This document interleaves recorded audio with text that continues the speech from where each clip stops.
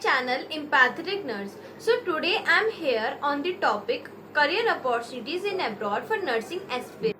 Friends, जैसा कि हमको पता है nursing profession is a profession of opportunities and it is continuously changing. तो जो चेंजेस हमारे प्रोसीजर्स एंड पॉलिसीज में होते हैं हमें उसकी अप टू डेट नॉलेज होना बहुत जरूरी है जिससे हम अपने प्रोफेशन में ग्रो कर सकें।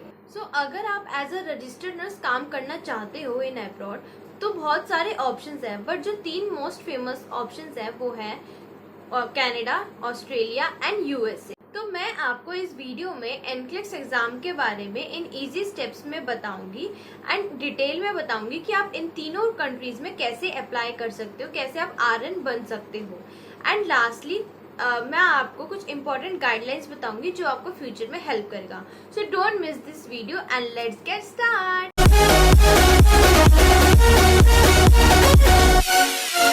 So first start with what is NCLEX exam.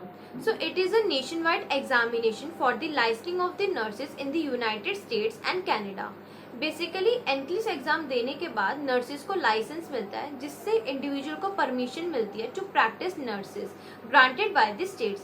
ये 2 टाइप के होते हैं। First is NCLEX RN that is registered nurse and NCLEX PN that is practical nurse. So अब बात करते हैं एलिजिबिलिटी क्राइटेरिया। तो नंबर फर्स्ट कि आपकी फ्लुएंसी इन इंग्लिश होनी चाहिए क्योंकि आपको एक कंप्यूटराइज्ड एग्जाम देना पड़ता है that is IELTS and OET. Then second आप रिसेंटली ग्रेजुएट होने चाहिए from the institute. Okay, then उसके बाद इसका मोड कैसा होता है तो एक कंप्यूटराइज एडेप्टिव लर्निंग होती है। देन उसके बाद बात आती है कि कैसे डिजाइन होता है। तो वो इस तरीके से डिजाइन होता है कि वो आपकी नॉलेज, स्किल्स एंड एबिलिटीज को असेस कर पाए at the entry level. Then अब बात करते हैं कि एग्जाम का फॉर्मेट कैसा आता है। तो इसमें हमारे 90% जो होता है वो MCQ होता है एंड 10% जो होता है हमारे fill in the blanks, priority wised question, इस तरीके से हमारे क्वेश्चंस आते हैं। इसमें मिनिमम जो है वो 75 क्वेश्चंस होते हैं, मैक्सिमम जो है वो 265 क्वेश्चंस होते हैं। लेट सपोज अगर किसी इंडिविजुअल ने 75 क्वेश्चंस अटेंड किए तो उसमें से हमारे 60 जो है वो काउंट होंगे, बाकी 15 हमारे ट्रायल में चले जाएंगे। तो इसलिए आप कंपलसरी है ये बात कि आप सारे क्वेश्चंस जो है वो अटेंड करें। अब उसके बाद बात आती है कि कंप्यूटर हमारा कैसे क्वेश्चंस देता है। तो वो इस तरीके से क्वेश्चंस देता है कि आपने प्रीवियस वन कैसा अटेंड किया है, करेक्ट या इनकरेक्ट। डिफिकल्ट क्वेश्चंस अगर आपके फॉर्मेट में आ रहे हैं इसका मतलब जो आपके प्रीवियस वन थे वो सारे करेक्ट थे। आप ये एग्जाम 6 आवर्स का टोटल होता है जिसमें हमारे 2 ब्रेक मिलते हैं 10 मिनट्स के लिए। ये डिपेंड करता है इंडिविजुअल के ऊपर, इसकी चॉइसेस के ऊपर डिपेंड करता है। इस फॉर्मेट में हमारे 3 लेवल्स के हिसाब से क्वेश्चन पुटअप किए जाते हैं। फर्स्ट लेवल में हमारे मोस्ट कॉमन क्वेश्चंस पूछे जाते हैं। इसमें इजी क्वेश्चंस आते हैं, हमारी जो जनरल नॉलेज होती है रिगार्डिंग एनी टॉपिक वो पूछे जाते हैं। लेवल सेकंड में हमारा एनालिसिस बेस्ड क्वेश्चंस आते हैं, एप्लीकेशन बेस्ड क्वेश्चन आते हैं। लेवल थर्ड में हमारा कॉम्बिनेशन क्वेश्चंस आते हैं।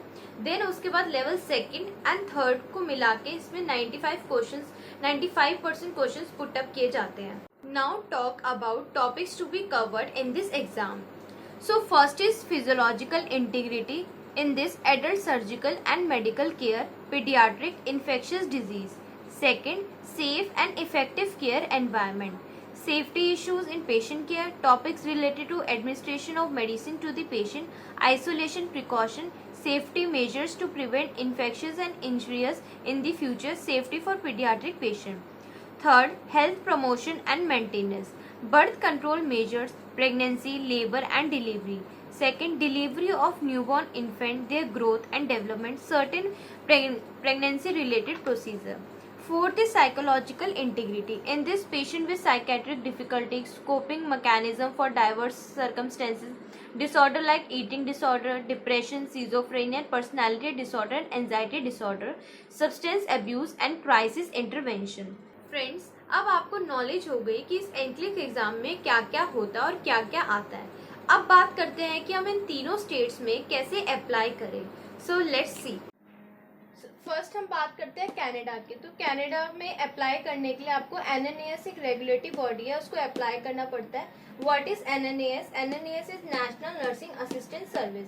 ये आपके क्रेडेंशियल को चेक करता है, आपकी education qualification job experience registration को असेस करता है और ये देखता है कि आपकी एजुकेशन कैनेडियन एजुकेशन से कंपैटिबल है या नहीं। फिर उसके बाद ये अपनी रिपोर्ट भेजता है CNA को। इसमें कम से कम 8 to 16 मंथ्स लग जाते हैं अपनी रिपोर्ट भेजने में। फिर CNO जो है आपको परमिशन देता है इन एग्जाम्स के लिए। आपको 3 ऑप्शंस मिलते हैं इसमें से, LPN, NCLEX और OSCE।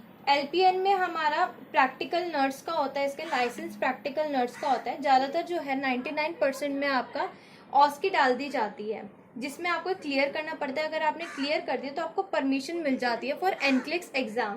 फिर उसके बाद प्लस आपको एक लैंग्वेज टेस्ट भी क्लियर करना पड़ता है, देन आप RN बन सकते हो। फिर उसके बाद इस पूरे प्रोसेस में आपका एटलीस्ट 2 years लग जाता है, तो आपको इसके लिए पहले से प्रिपेयर होना पड़ेगा। देन सेकंड बात करते हैं USA की। तो USA में अप्लाई पहले आपको करना पड़ेगा CGFNS। ये भी एक रेगुलेटरी बॉडी है, ये आपके सारे क्रेडेंशियल को चेक करता है। फिर उसके बाद ये स्टेट बोर्ड के साथ कांटेक्ट करता है। स्टेट बोर्ड जो है आपको परमिशन देता है NCLEX की, अगर आप कंपैटिबल होगे तो। देन उसके बाद इसके साथ साथ आपको IELTS देना पड़ेगा और RN आप बन सकते हो। उसके बाद एज कंपेरेटिव टू कैनेडा ये प्रोसेस जो है शॉर्ट होती है, इसमें आपको एटलीस्ट 5 to 6 मंथ्स में आपको परमिशन मिल जाती है। थर्ड, ऑस्ट्रेलिया में अप्लाई करने के लिए पहले आपको टेस्ट क्लियर करना पड़ता है OET का या IELTS का। OET is occupational English test. अगर आप इसमें डिजायरिंग स्कोर ले आते हो उसके बाद आप ऑस्ट्रेलिया की अथॉरिटी बॉडी जो है AHPRI, इसको आप अप्लाई कर सकते हो। फिर उसके बाद ये देखते हैं कि आप कंपैटिबल हो या नहीं ऑस्ट्रेलिया की एजुकेशन के साथ। मोस्टली लोग नहीं होते तो उनको ब्रिजिंग कोर्स करना पड़ता है। फिर उसके बाद ब्रिजिंग कोर्स करने के बाद आप इजीली अप्लाई कर सकते हो फॉर RN नर्स। नाउ अब रिजल्ट की बारी आती है, तो हम अपना रिजल्ट कैसे चेक करेंगे।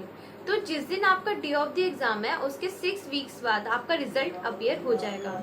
अगर वो रिजल्ट डिलेड हो गया है तो आप NRB को कांटेक्ट कर सकते हो, that is nursing regulatory body. तो जो बच्चा इस एग्जाम में फेल होता है तो उसको एक डायग्नोस्टिक प्रोफाइल मिलता है जिसमें उसके करेक्टेड और इनकरेक्टेड क्वेश्चंस होते हैं, जिससे वो आगे इम्प्रूव कर पाए और रीअपियर कर पाए। अब बात आती है रीअपियर कब हुए। तो जितना डेट ऑफ द एडमिनिस्ट्रेशन है उसके 45 डेज बाद आप रीअपियर के लिए अप्लाई कर सकते हैं। सो अब बात करते हैं सैलरी की। तो salary in Canada staff nurses की, बेडसाइड नर्सेज की 2,10,000 Indian rupees per month, nurses in teaching position 2,10,000 Indian rupees per month. Then salary in Australia staff nurse, bedside nurses 2 lakh to 3 lakh Indian rupees per month, nurses in teaching position 2,30,000 to 4 lakh Indian rupees per month. Now some important guidelines. तो जो भी हमारी authority body है उसको appropriate time पे आप apply करें। अगर आपने अप्रोप्रिएट टाइम पे अप्लाई नहीं किया तो इससे आपका वेस्टेज ऑफ मनी और टाइम हो सकता है, क्योंकि इससे आपका 1 year का डिले हो सकता है टाइम। सेकंड कि ये एग्ज़ाम जो है वो 3 years के गैप में होते हैं। जैसे अभी हमारा 2019 में एग्ज़ाम हुआ था अगस्त लास्ट में, तो अब चांस 23 में हो। So that's all for this video. Hope so you like this video. अगर आपको कोई भी queries हो related to the nursing profession, so comment down below and जल्द से जल्द मेरे चैनल को सब्सक्राइब कर दे जो इस चैनल पर नए हैं, and don't forget to like and share my channel.